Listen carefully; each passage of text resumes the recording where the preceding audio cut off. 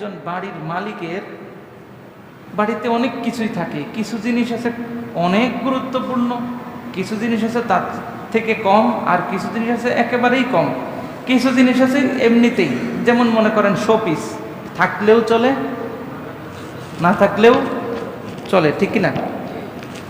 আল্লাহ সুবহানাহু ওয়া তাআলা তিনি এমন নন যে তার এমন কোন সৃষ্টি এই বিশ্ব সংসারে তার বান্দার জন্য সৃষ্টি করছেন ওই বাড়িওয়ালার বাড়ির মতো এমন কোনো জিনিস নয় যে বাড়ির গেটের একটা ময়লা পড়ে আছে, এটা তো বাড়িওয়ালার প্রয়োজন নাই, আছে। কিন্তু আল্লাহর সৃষ্টিতে তামাম কুল কায়নাতে এমন কোনো ক্ষুদ্রাতি ক্ষুদ্র সৃষ্টি নাই যেটা প্রয়োজন ছাড়া সৃষ্টি করা হয়েছে। সুবহানাল্লাহ পড়েন। আল্লাহ সুবহানাহু ওয়া তাআলা এই বিশ্ব সংসারকে সাজিয়েছেন। এই বিশ্ব সংসারের মধ্যে এরকম বহু বৈচিত্র্যময় বহু জিনিস, আসবাবপত্র, প্রাণীকুল, মানব সমাজ সহ অনেক কিছু রয়েছে। তার মধ্যে শ্রেষ্ঠ হলো মানব জাতি, ঠিক কিনা? এই মানব জাতি সর্বশ্রেষ্ঠ জাতি।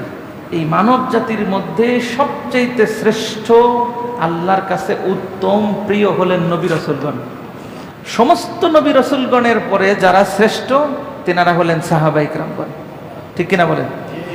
সাহাবায়ে কিরামের মধ্যে বা এই শেষ নবীর, শ্রেষ্ঠ নবীর শ্রেষ্ঠ উম্মতের মধ্যে সর্বশ্রেষ্ঠ হলেন হযরত আবু বকর সিদ্দিক রাদিয়াল্লাহু আনহু।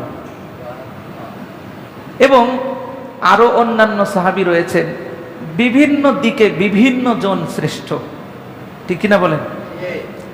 আহলে বাইতের সদস্যদের মধ্যে অন্যতম ছিলেন হযরত হাসান হুসাইন রাদিয়াল্লাহু আনহুমা।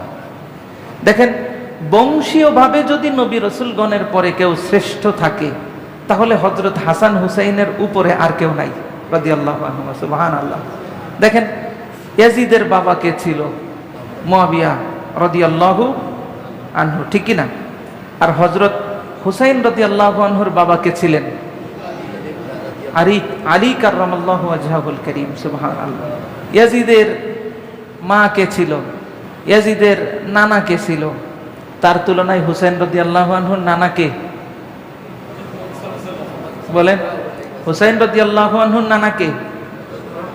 হযরত মুহাম্মাদুর রাসূলুল্লাহ সাল্লাল্লাহু আলাইহি ওয়াসাল্লাম।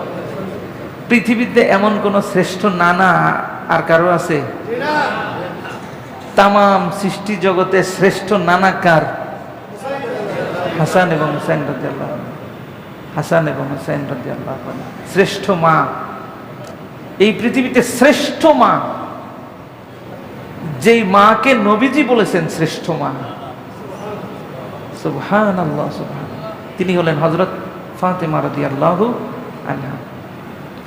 সব দিক থেকে বিবেচনা করলে দেখা যায় বংশীয় যে মর্যাদার ক্ষেত্রে যদি আপনি বিশ্লেষণ করেন তাহলে দেখবেন হযরত হুসাইন রাদিয়াল্লাহু আনহুর মর্যাদা অনেক বেশি। সুবহানাল্লাহ।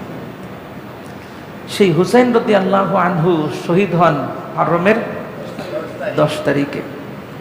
এই 10 তারিখ পূর্ব থেকেই আলোচিত একটি দিন, ফজিলতপূর্ণ একটি দিন। এই দিনে পূর্বে রোজা ফরজ ছিল, কিন্তু পরবর্তীতে রমজানুল মুবারকের রোজা ফরজ করার পর এই রোজাটা নফল হয়ে যায়। আপনারা ইনশাআল্লাহ রাখবেন, তাই না?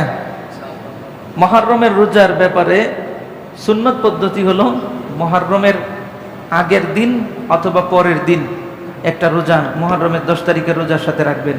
এটা হলো সুন্নাহ পদ্ধতি। কারণ এই দিনে ইহুদিরাও রোজা রাখে, যাতে তাদের সাথে আমাদের মিলে না যায়। তারা একটা রাখবে, আমরা কয়টা রাখবো? 2টা রাখবো। রাসূল সাল্লাল্লাহু আলাইহি ওয়াসাল্লাম বলেছেন।